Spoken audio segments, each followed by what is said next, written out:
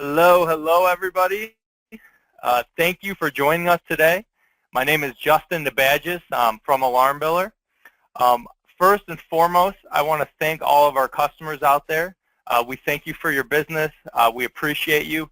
You are what drive our company and make our company great. And we have another release here with some great enhancements as requested by you, the customer. And we also have some nice information on some new documentation to kind of help you out with the software as well. For anyone that's not a customer out there, we thank you for joining us today.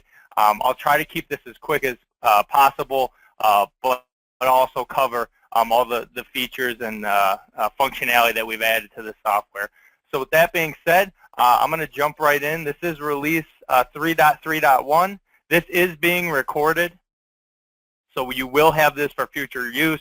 We put a majority in all of our releases and demonstrations on our website, so we will have this available if you need to drop out for any reason or send this to anybody else within your staff. Also, if you have any questions, I'll try to get to them while we're working through the demonstration and after. If I can't get to them, we'll make sure that we respond in an email if it's a support question.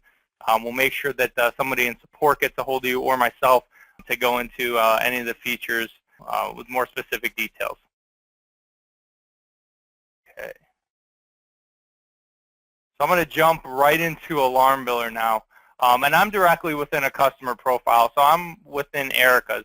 The first topic we're going to cover, I'm going to cover more of the work orders. We have a couple nice features and enhancements within work orders. And if I come right here, I already have a work order created. One of the features is the work order will automatically go into edit mode when you drill into the work order.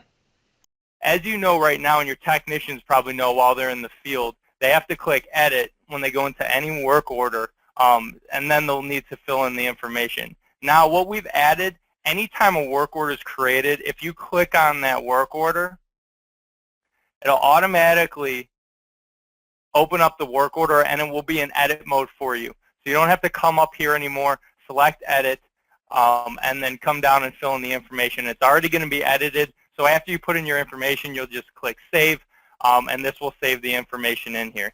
We want to create the speed of navigating through all the pages.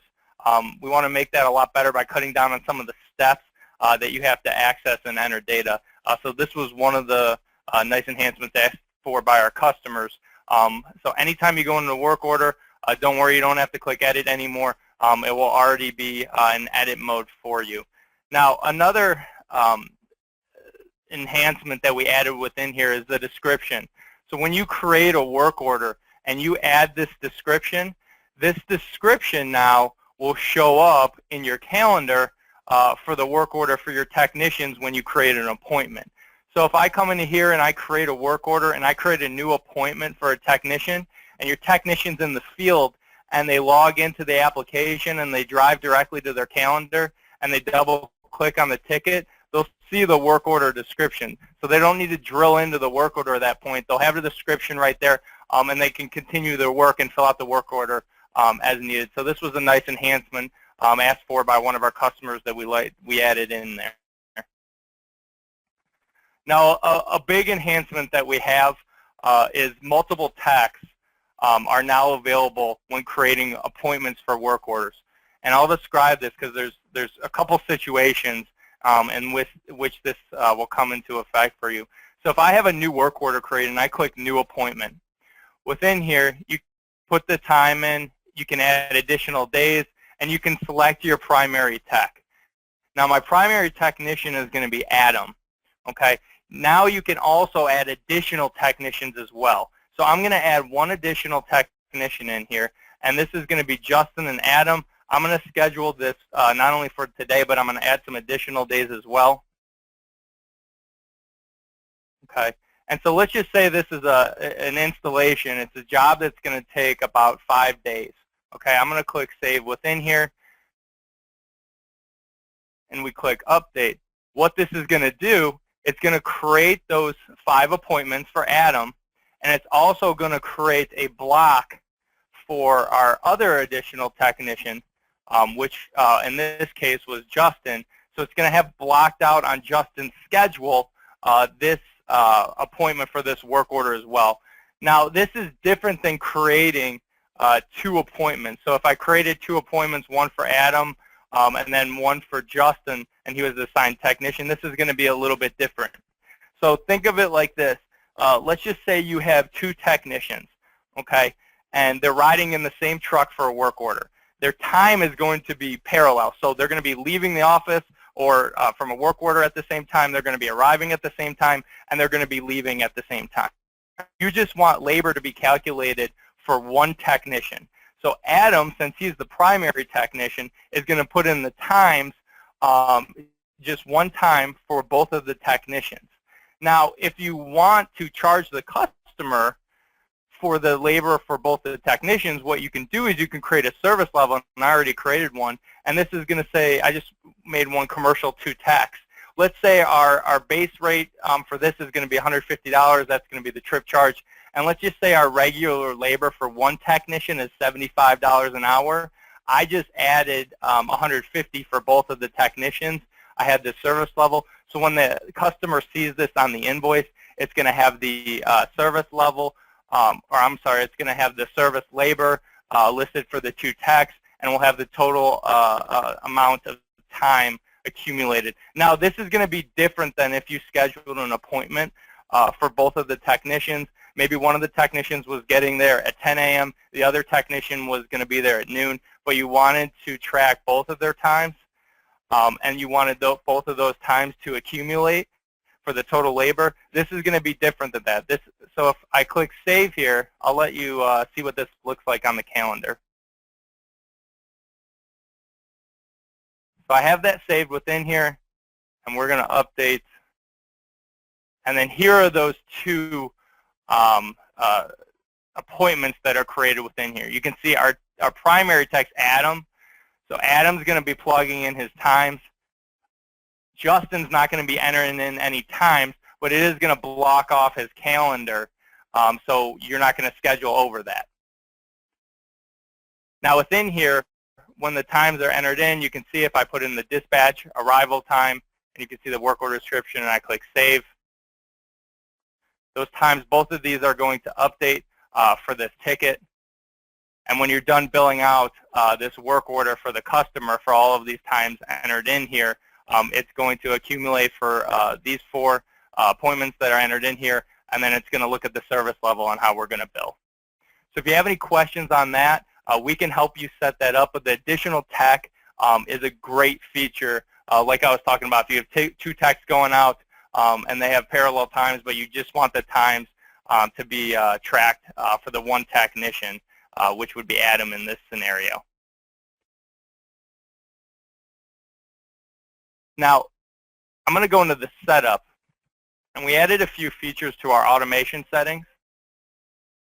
And if we come into our automation within the setup, there's 2 big enhancements that we added within here. The first enhancement is going to be for statements. Statements are now all automated within the system. So all you have to do is you come into here, you turn on your statement generation. So instead of manually running your statements and going in and doing that for individually for customers, or having to go in and do the manual process, you'll turn this on. You'll have the date that you wanted the statements to run on, and then you'll also have all of your statement rules, which should already be set up within the system. If they're not, you'll be able to go directly within your statement rules.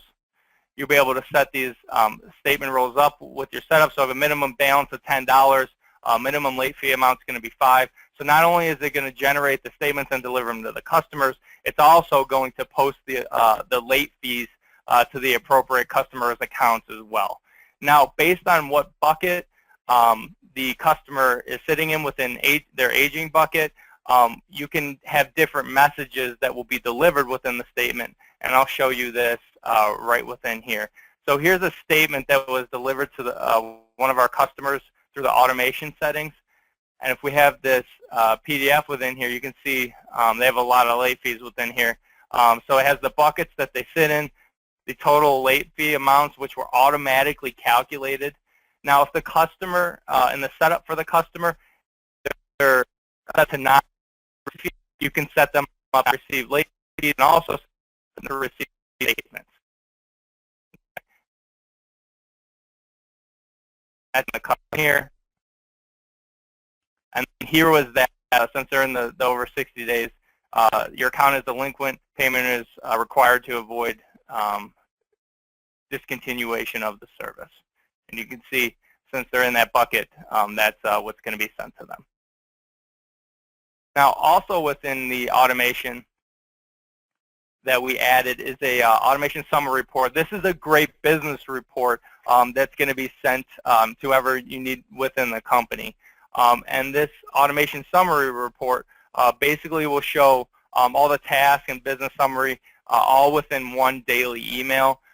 So if you don't want to jump into AlarmBiller, you're just going to receive this email sent to you. And within here, this will show all the Open work orders. If you come down here, it shows all the upcoming appointments. This is really nice for the upcoming recurring work orders too. If you have inspections, it'll give you a nice little queue that you can look at. And then all your open receivables with all your buckets. Open invoices, unapplied cash for your total customer base, and then your net AR is listed too. Did have a question. The question was, does it show the line item on the upcoming invoice? The question is, right now it does not. We have a new enhancement coming out within the next month where it will show the late fee as a line item on an invoice if you choose to have that set up that way. So great question, and we will have that within the next month.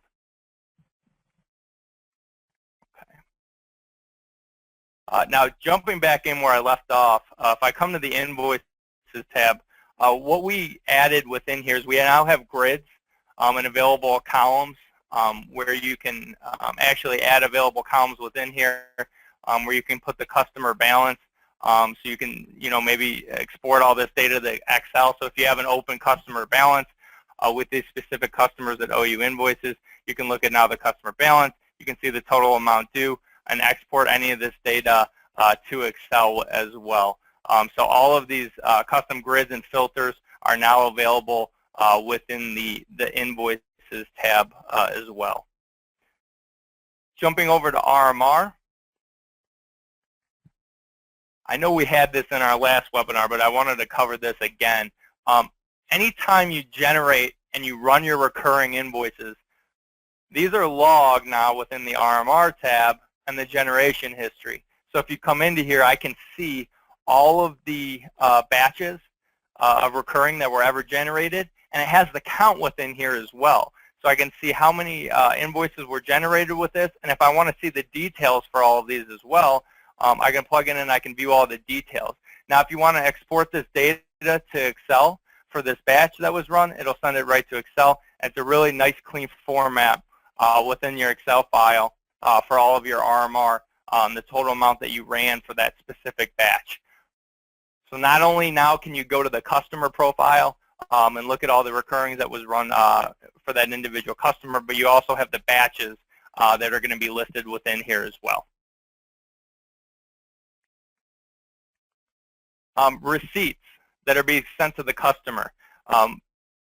Receipts, and you can set this up at a customer level, but receipts, let me go into, we'll bring up Erica here.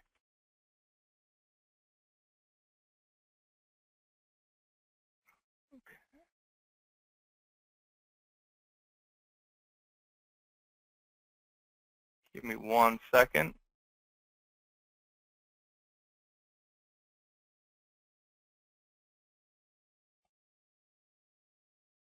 Okay, I'm going to bring up Erica's profile here.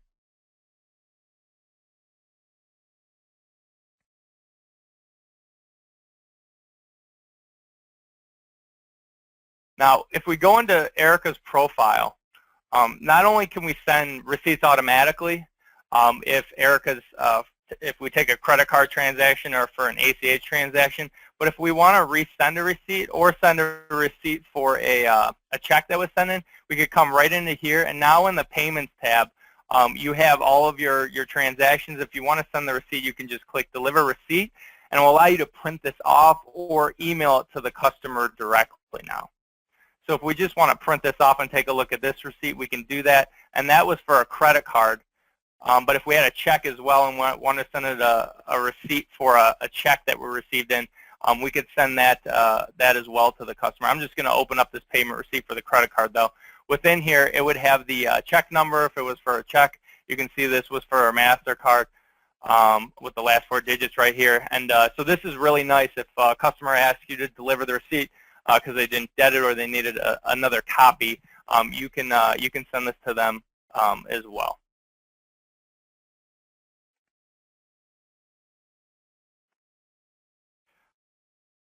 And I'm not sure how many customers are using this right now. But within our reports, if you go to our reports and you drill into mail and email summary, you're able to view and see any of your outgoing emails or incoming emails as well. You can see if they were delivered to the customer, if they were queued, and you can also see if they were opened. So you can see I have an incoming email, and this was actually that email summary that I just showed you before for my business. It was delivered. You can see it's highlighted in green, so I know it was delivered and opened.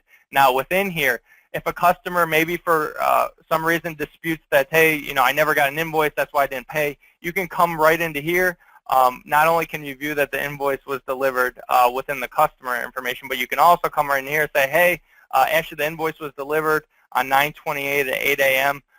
And here's the information pertaining to that, the body of the email that was sent to that customer as well. The nice thing of what we actually added a recipient too. So if I wanted to filter and I wanted to come here and I just wanted to see all emails that were sent to Helena Carter, I could put Helena Carter's name in, and it would show me any email that was ever delivered to her, so I could filter through that as well. So this is really nice, especially if you're going in here with a customer disputing and you want to go and drill directly into that customer. It will let you drill directly into the customer from there as well. One of the last features, and this is a huge feature for all of our customers, if you now go to our support center and you click on the help files,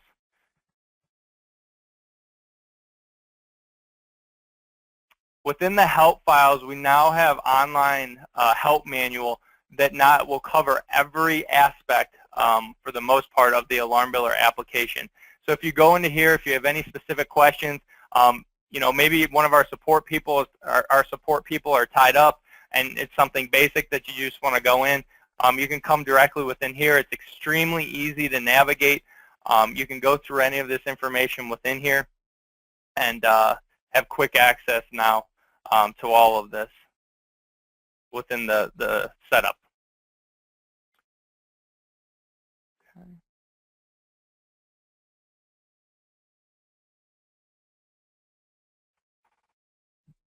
Now that's all of the new enhancements that we have right now within the application. We have a lot more great enhancements coming out in the future. A couple of those being, we have eForms coming out shortly. eForms is an application that will allow you to create, deliver, and track custom forms to your customers.